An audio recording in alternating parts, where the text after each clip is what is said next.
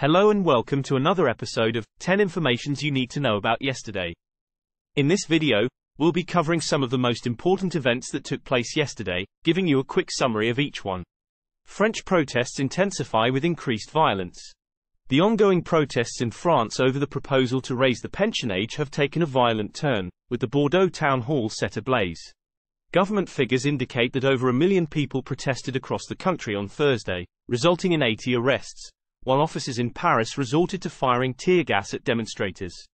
According to Le Monde, the latest protests were characterized by a significant presence of young people and more violence than in previous protests, indicating a clear increase in radicalism and violence.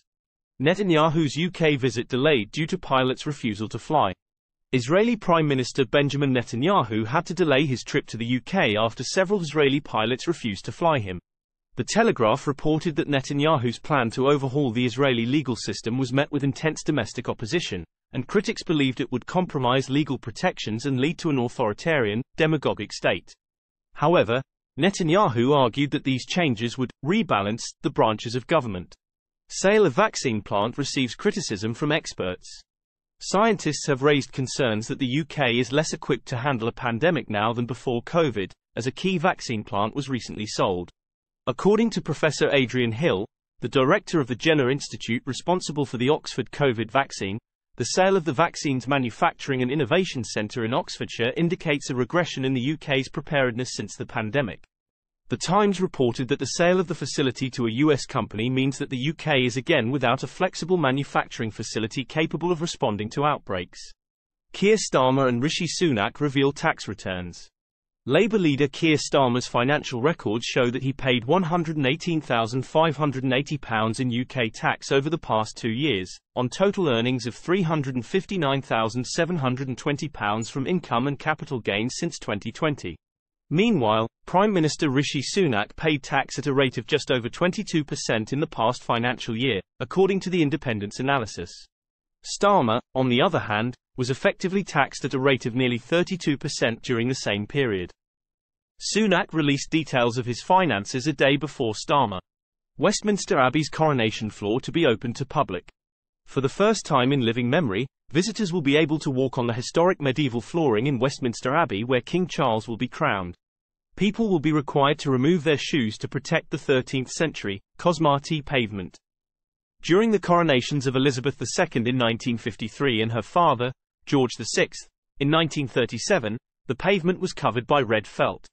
However, when Charles is crowned, it will remain uncovered, according to the Abbey authorities. North Korea tests new nuclear underwater drone.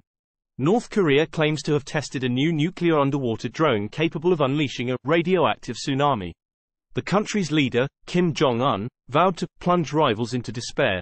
A state news agency KCNA confirmed the firing of cruise missiles during the weapon test and firing drill that took place between Tuesday and Thursday.